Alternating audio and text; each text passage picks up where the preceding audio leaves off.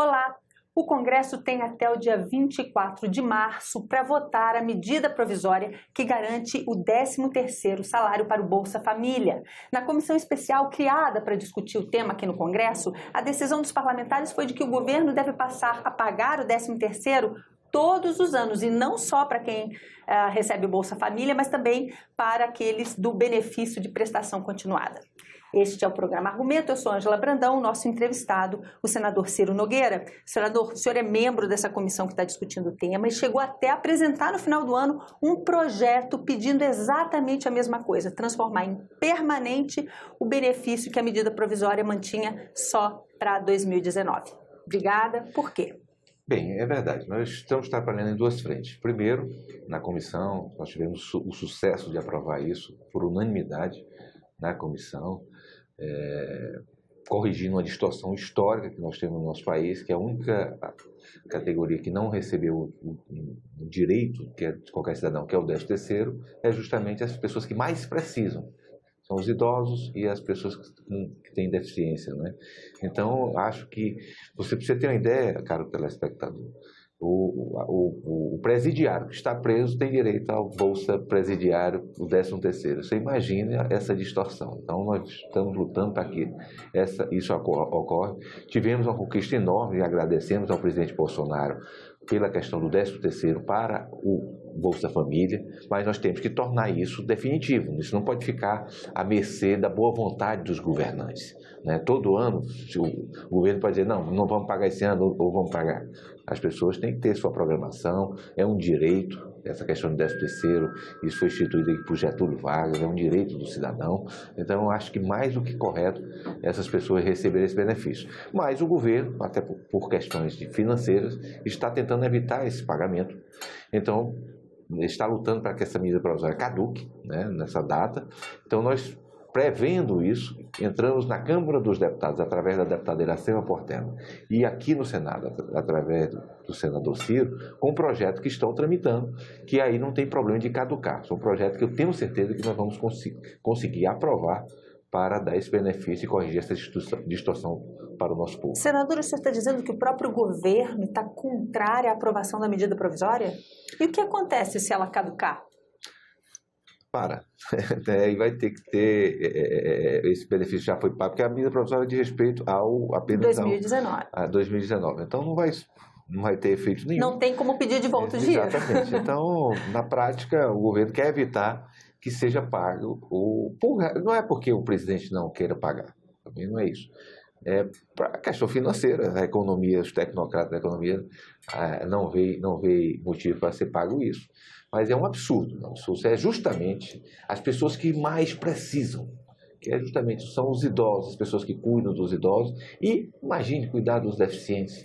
Então, são justamente a categoria que mais precisa, é justamente a que não tem esse direito. Que é o que a gente chama do benefício de prestação continuada. Pessoas idosos com dificuldades ou pessoas com deficiência. Né? Quantas mães não têm aí para cuidar dos seus filhos, não podem trabalhar e precisam desse recurso para sustentar os seus filhos, para se prover as suas necessidades?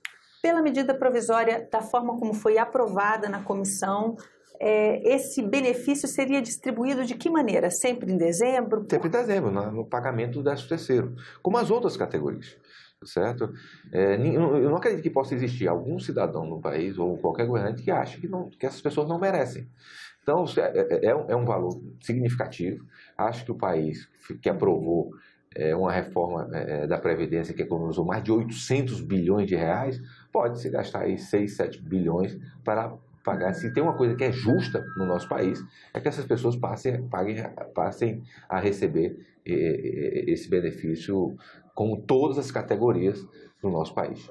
A gente fala de um contingente de 13 milhões e meio de famílias, no caso do Bolsa Família, e do benefício de prestação continuada, 4 milhões e meio de pessoas, não é, senador? O senhor até aponta isso no seu relatório quando o senhor apresentou o projeto. Esse é um aporte de volume de dinheiro que aquece, ajuda a aquecer a economia, especialmente nos municípios menores. No mercado. E principalmente são as pessoas que mais precisam. Que aí não tem ninguém de classe média, ninguém que tenha dinheiro. Ninguém que vai guardar o dinheiro. Não, chega esses... As pessoas aí para são média, recursos, na grande maioria, para alimentação. Então não tenha dúvida que isso é fundamental, seja para circular esse dinheiro na economia, mas principalmente porque é um direito do cidadão. É o direito dessas pessoas receberem esse benefício, já que todas as outras categorias recebem. E já que pode ter esse benefício indireto, que inclusive já teve no momento em que o presidente Bolsonaro, em dezembro de 2019, distribuiu esses recursos, não seria o caso de pensar esse 13º em outro mês do ano, já que a economia poderia contar com esse aquecimento em um momento diferente de dezembro, quando a economia já está um pouco mais aquecida? É uma questão de caixa do governo. O governo sempre deixa essa situação, quanto mais tempo demora, mais tempo. É justamente os anos que se arrecada mais no final do ano. A gente tem que entender isso, senão isso seria pago logo no início do ano. Mas o início do ano sempre é o ano mais difícil de arrecadação, a arrecadação mais...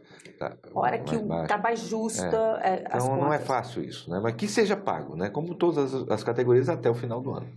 Senador, de onde sairiam os recursos para pagar isso? A gente falou, o senhor comentou aqui que o próprio governo resiste um pouco porque está nesse momento de contenção de despesas, com vários projetos na casa que tramitam no sentido de dar uma austeridade fiscal maior. No caso da medida provisória, foi tratado também o caminho de viabilizar esses pagamentos? Com que Acho dinheiro? que a grande fonte é a questão da reforma da Previdência. Nós economizamos mais de 800 bilhões de reais que irão deixar de ser aportados pelo Tesouro, né, na Previdência. Acho que uma parte desses recursos, né, é 1%. Então, eu não vejo dificuldade nenhuma que isso possa dentro do Tesouro. Não é pouco dinheiro, não estou aqui dizendo que é, mas é necessário. Eu acho que são pessoas que mais precisam, é uma forma do cidadão, principalmente essas pessoas que ganham mais, ajudarem, né? Porque quem paga imposto justamente é quem paga mais. Então essas pessoas merecem e devem receber esse benefício, já que todas as outras categorias estão recebendo. Dá para mensurar o impacto disso nos municípios pequenos brasileiros, onde há muitas pessoas que recebem isso, principalmente no meu Nordeste, né? Em especial no meu Piauí, é um contingente de pessoas significativo que recebe. São 4,5 bilhões de famílias, não sei estado por estado, mas é um contingente significativo. A grande parte desse aí é no Nordeste, é justamente as pessoas que mais precisam. O senhor chegou até a conversar, ter reunião com famílias que vieram buscar sua representação aqui no Senado? Nós tivemos com as famílias, houve uma mobilização aqui no Congresso, que eles acompanharam a comissão.